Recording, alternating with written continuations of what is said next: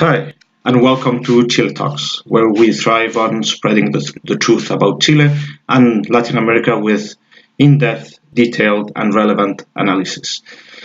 Today, I want to show you a report that was published by a company called Connecta Labs. This report is available online on GitHub. Okay, I will publish the links below so you can check it out later. Basically, what Connecta Labs has done is publish and review the Twitter activity during the last month, during the riots and the unrest in Chile.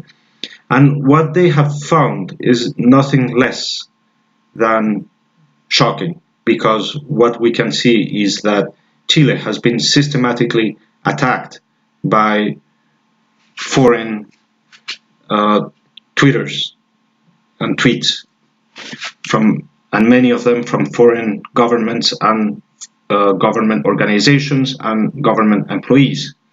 So allow me a few minutes to show you the report. So basically what they did was download around 5 million tweets corresponding to certain hashtags related to the riots, okay?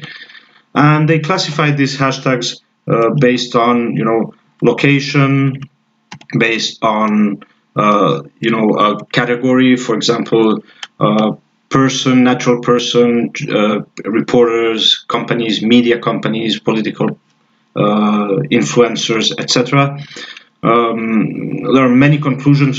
For example, one interesting point is that most influencers are just normal people, not the mainstream media, not the political establishment, regular people. They also classified users, and I mean Twitter account by their page rank. So this means they are able to show in this graph who is a large influencer and who is a smaller one. And by influencer, it's a complex algorithm, but it's basically how much impact a tweet by a person will have on the overall Twitter. Okay, so you can have many followers, but if you tweet and you don't generate any interactions, that's not an influential account.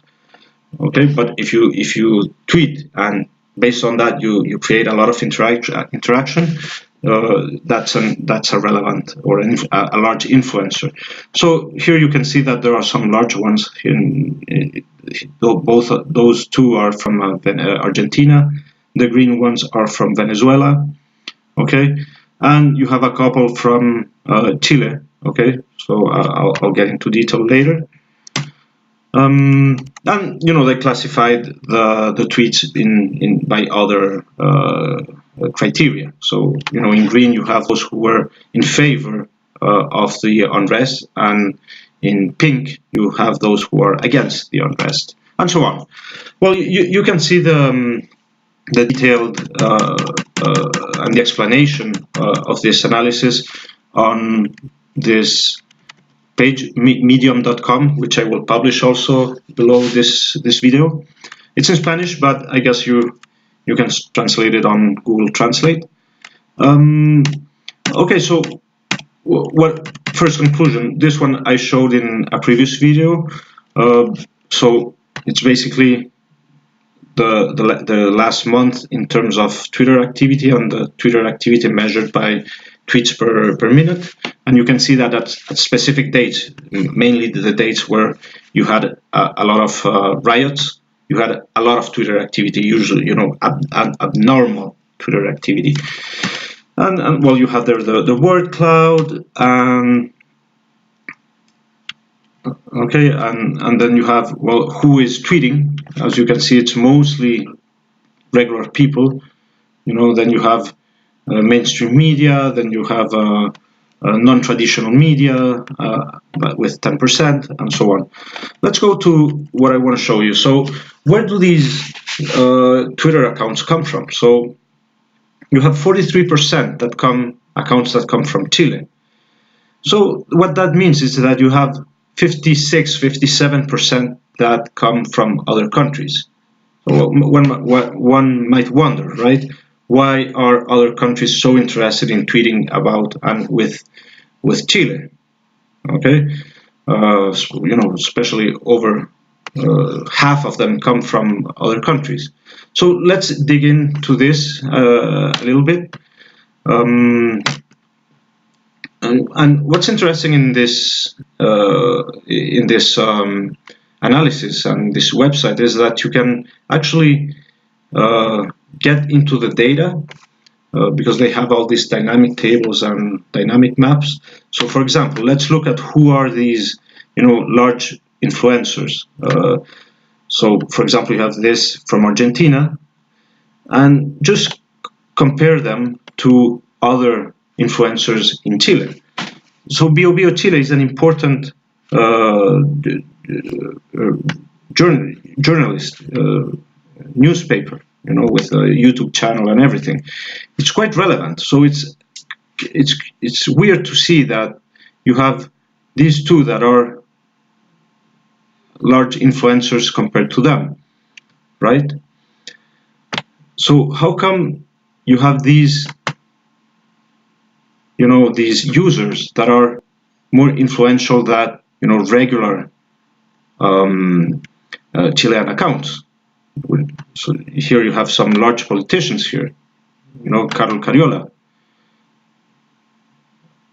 And how can it be that you have these large influencers from other countries that overweight, that are more important than local media?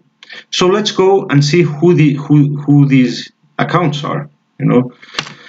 If you zoom in, what you will see is that, for example, you have Telesur TV, you have another account from Venezuela, Olenis, you have Erika Osansoja, let's see who she is. Well, you have Agustin Lopez again. So who are these people, right? Who is Erika Ortega? Well, let's go to her account. And we will see that she's a journalist. Okay. Where does she work? Oh, RT. That's Russia Today.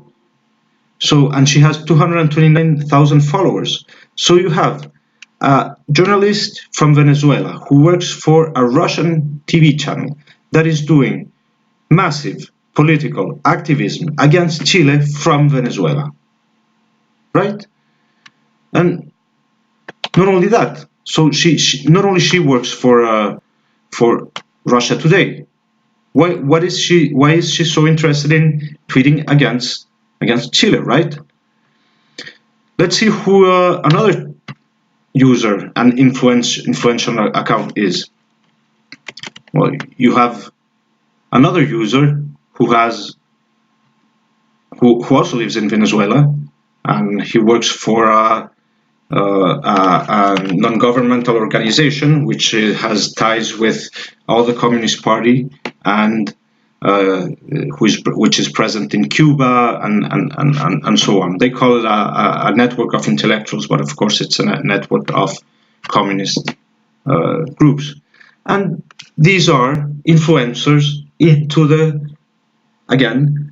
social networks in Chile during the past month of unrest. Who else do we have? Well, we have Telesur here. Okay, who is Telesur? Who is Telesur, right? Telesur is the TV network of the Maduro regime in Venezuela. It's basically the TV network of the government of Venezuela. So how can it be that a TV network from another government is actively campaigning with 1.8 million followers against Chile, actively promoting violence and actively promoting unrest in Chile? What is going on here? Let's go to this user, Agustin Lopez. Who is this guy? Oh, okay. We go to his profile. Well, he has 10,000 followers. Okay.